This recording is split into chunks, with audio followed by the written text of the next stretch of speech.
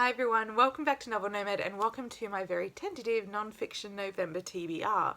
Unfortunately this year my work has hijacked 3 of the 4 weeks of November to be very manic and crazy, so I'm going to be very light and not force myself into reading any of these, but they're on my TBR just in case I manage to finish one and need another non-fiction inspiration to read.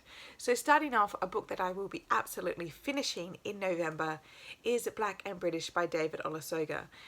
This one I started earlier in the year and it is absolutely brilliant. My mum borrowed it. I was like raving about it so much from the earlier chapters. She asked to read it straight away, so I now have it back from her and I'm straight back into it, and I'm going to be finishing this off in November. It is absolutely amazing. It was so hard to get in. I actually purchased this last year after watching David Olusoga in Civilizations. He was just such a fascinating historian and I wanted to read some more of his work, and this one was so difficult to get in. One great thing about this year is the fact that this is now being published more widely. So if you want to get a copy, it is now more readily accessible than it was last year. Next is a book that I picked up when I was in Canada last year, and I feel like I just want to really sink myself back into, because I really miss Canada. It's just such a beautiful place and I feel like it's my second home, and that is 7 Fallen Feathers by Tanya Talaga. It follows the lives of students during 2000 and 2011, 7 of them who actually died in the rivers surrounding Thunder Bay in Ontario. And what happened was these Indigenous students were forced to leave their reserves because there was no adequate schooling up in the Northern Reserves. So not only is it more of a true crime, it's also following the struggles that Canada has with human rights violations against its Indigenous people, one of which Australia shares so well. So I think this is going to be incredibly fascinating to read, because I think I'll follow it up, see if I can get my hand on a copy of The Tall Man by Chloe Hopper. She wrote a really amazing true crime story of Indigenous deaths in the north of Queensland, and I think it won so many awards. This won so many awards, and I think it's just highlighting the fact that Indigenous societies really have to struggle to try and fit in to this colonialist idea of what we expect them to be, and it's really, really difficult. So I think the more these become more publicly known, the greater changes can be made, and hopefully faster. So I really want to just educate myself on these experiences of the Indigenous people in Canada. Next, something a little bit closer to home, and that is Mary Lee by Denise George. Mary Lee was one of the premier suffragettes in South Australia, and she actually brought change in South Australia. So I think it's got to here that in 1894, South Australia became the first place in the world to not only let women vote, but women can sit in Parliament.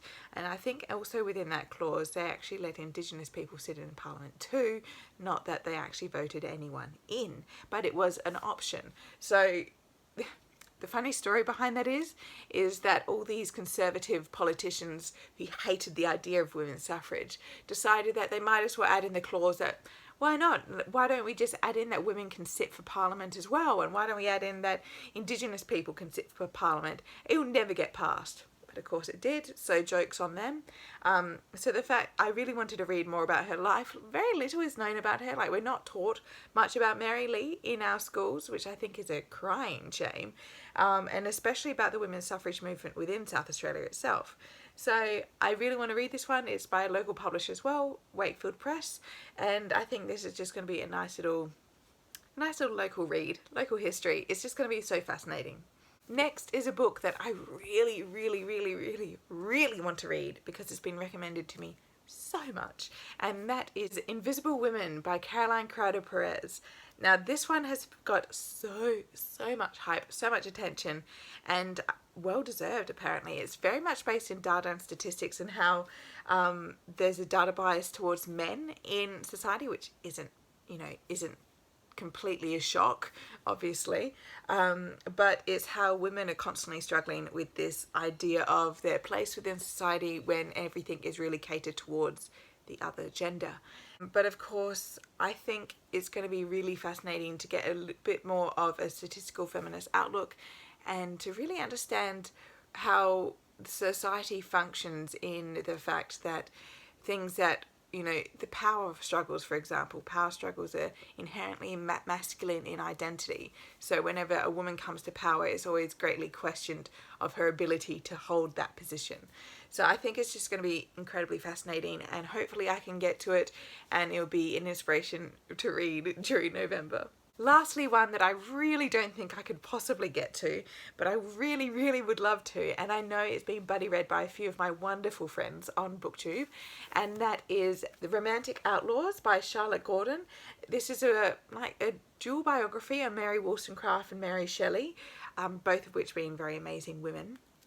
Obviously, Mary Wollstonecraft is Mary Shelley's mum, and I think it'd just be really fascinating to see how these two women, how Mary Wollstonecraft's life affected and death affected her daughter, because she was never there to see her daughter's life. She died, I think, just after childbirth.